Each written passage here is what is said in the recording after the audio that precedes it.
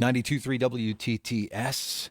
Good morning, Matt Pelsor. So this weekend is the 14th annual Winterfest at the Indiana State Fairgrounds, and I'm here with Brewers of Indiana Guild. What, founders? Not founders, because Julia, you haven't been with them forever, but anyway, it's Julia Whitson and Shanna Henry. How are you doing this morning? Good. How are you? Great. Okay, what would you say is your official title with the Brewers of Indiana Guild? So I serve as the executive director. Okay. I've been with the guild for about a year. Okay. I serve as the director of events. Okay, director of events. And so this is your baby then, Shanna. Yeah. Yeah. The Winterfest, gosh, I mean, everybody goes there. It's in the thousands typically. Yeah, typically anywhere from 5,000 to 7,000 attendees.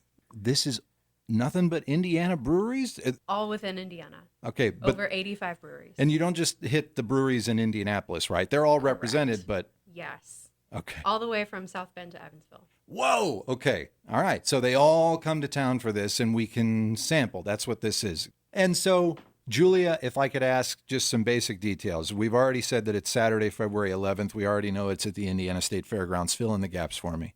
Those are the basics. It's at the West Pavilion Mhm. for anybody wanting to know specifics at the fairgrounds. Early entry at 1, general admission at 2. It goes until 6. We have some hotel partners online, so if you're looking to make a weekend of it, you can grab a hotel room at BottleWorks or a couple other places that I think we're working with at a discount. What else? Yeah, it is Valentine's Day weekend, technically. It is. You could So- make it a date. It would be a lovely weekend rendezvous, if you will. And Shanna, if I could ask about pacing oneself, because it's easy to go in and get a bunch of samples, and then before too long, it's like, okay, maybe that was too much, too fast. Do you have any pointers where that's concerned? So we do always partner with a water sponsor to have water available. Usually people bring their reusable water bottles. That's always a great way to kind of keep yourself hydrated. And then we're trying to get some non-brewery vendors, non-alcoholic vendors. And so we are adding some kombucha this time around. So that'll be a nice addition to have. But yeah, we're kind of trying to expand that so that people can kind of have different stuff besides beer when they're there. I'd just say, too, that you don't have to drink the whole time. That's why it's kind of nice because there are games. Indie Custom Cornhole does our games there. So we've got Cornhole, Giant Jenga. I think they might be bringing Foaling this year. I guess I need to check on that. How exciting.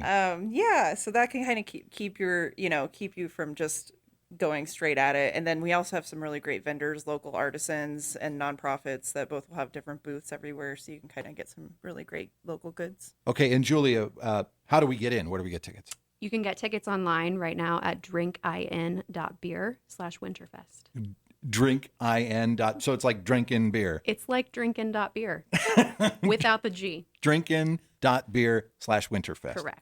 80 plus Indiana breweries represented, beers of all kinds for you to sample at your leisure on Saturday, February 11th at the Indiana State Fairgrounds, the 14th annual Winterfest.